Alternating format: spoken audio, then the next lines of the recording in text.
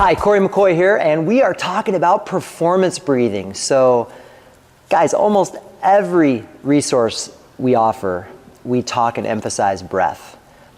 And that's because breath is the foundation of movement. The sooner you realize that, the sooner you'll feel better, the sooner you'll perform better.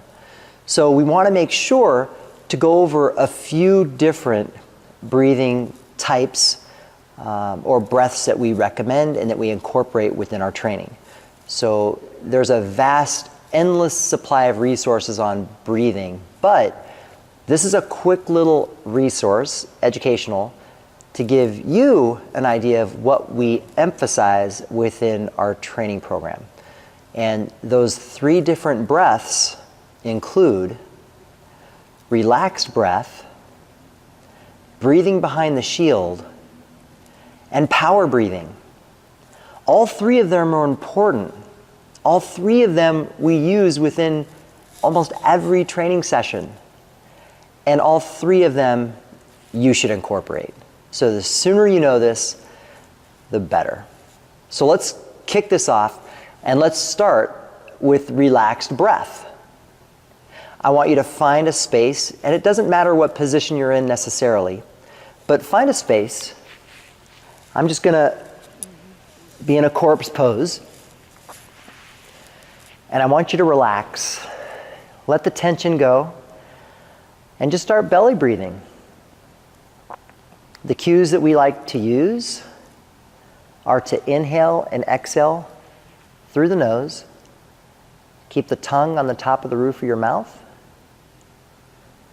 Pull the air into your pelvic floor. Keep those eyeballs open. You might even shoot for roughly a 3-second inhale and a 5-second exhale. And just try to calm your body. If your toes are straight up and down, your glutes are probably not relaxed. Relax your glutes, your toes will probably flop to the side. Let all that neck tension go and just feel super heavy into the ground.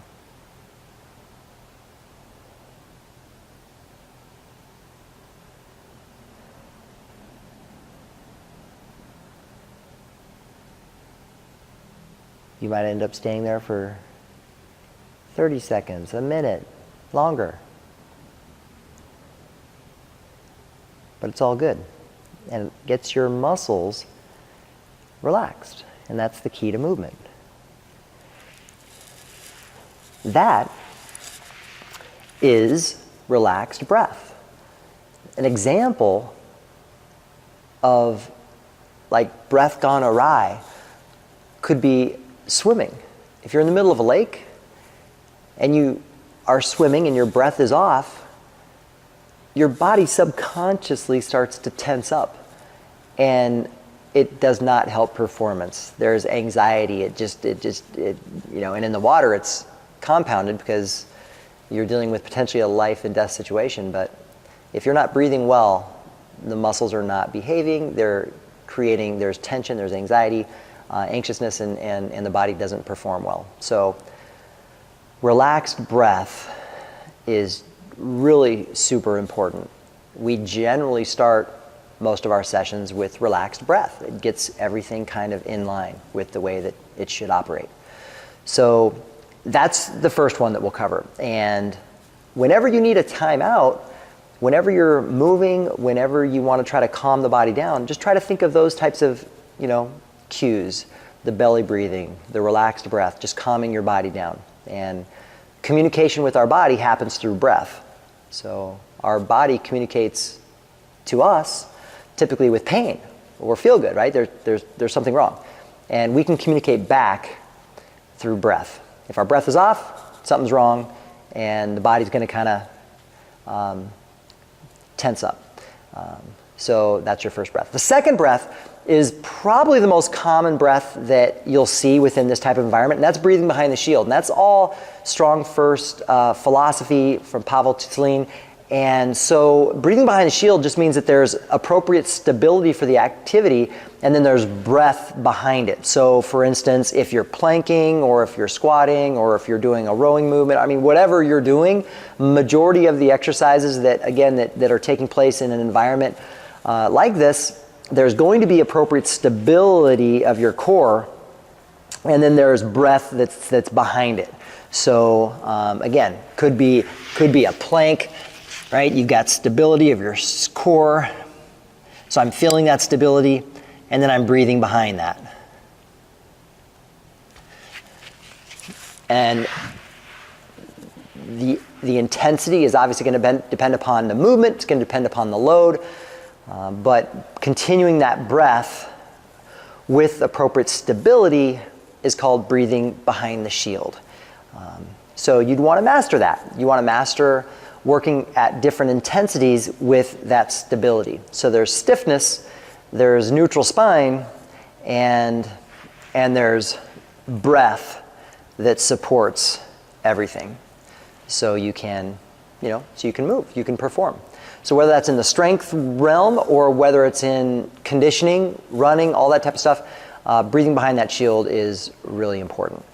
The last breath that you should master when it comes to performance breathing is power breathing or power breath. We try to emphasize a power breath when you want to elicit maximal, explosiveness or maximal strength. Those types of things are done when you are deadlifting heavy loads, when you are swinging, when you're snatching, when you're doing things that you need optimal stability for. So no longer are we in obviously relaxed breath, no longer are we in that breathing behind the shield, but now we're asking the body to perform at the top range of our capability. And a power breath is going to keep you safe. It's also going to help you perform at a higher level. It's going to make you stronger. It's going to create more stability. It's going to make you more powerful. So if you are doing a heavy deadlift, incorporating that power breath will make you stronger. It'll keep you more injury resilient. And the power breath, the best way I could probably describe a power breath is to give you to follow along with me here, but to give you like an example between a flat tire and an air compressor. So if your core is a flat tire, just kind of give me that flat tire exhale. Right? Flat tire, exhale. There's not much air coming out of there. Now, pretend like your torso, your core, is an air compressor. It's filled with as much air in there as it can get, and then you just have a teeny little bit of air coming out of that part that you actually fill up tires and stuff with. It comes out like, so you press that hard core, as much air as possible building up, and then just let a little air out. So that air compressor power breath obviously feels a little bit more stable than the relaxed breath or the flat tire breath. And if you're trying to swing explosively, if you're trying to snatch explosively, if you're trying to elicit as much strength as you've got, you definitely want to incorporate power breath. And it's something that takes practice. It's not going to feel comfortable. It's not going to sound cool necessarily, but we don't care. We want things that are effective. We want things that are safe. And so incorporating that power breath is going to be really helpful. You can watch the 5 Secrets to Instant Strength, where we kind of go over the specific power breathing with deadlifting. That's pretty cool. But again, just imagine really anything, maybe even a press, right? You're in a press position, everything's engaged, chest is proud, crushing that bell, little inhale, and you're exhaling with that power breath. So during the power breath, there might actually be, with some exercises like a deadlift, a slight pause that elicits that maximal strength, and then that exhale. So I hope that's helpful. You typically want to exhale on exertion. that's a recommendation that we would make. Sometimes we're just going to tell you, hey, listen, we don't even just breathe. But for those of you who are at higher levels of performance, exhaling on exertion, on a swing, is going to flow with your biomechanics better. So I hope that's helpful. 3 different breaths: relaxed breath, breathing behind the shield, and power breathing in order to look great, feel great, and perform your best. So thanks for watching. These performance breathing techniques, we use them all the time. So this is Corey from Plaza Fitness Performance. I'm reminding you to stay smart, stay sharp, and stay strong.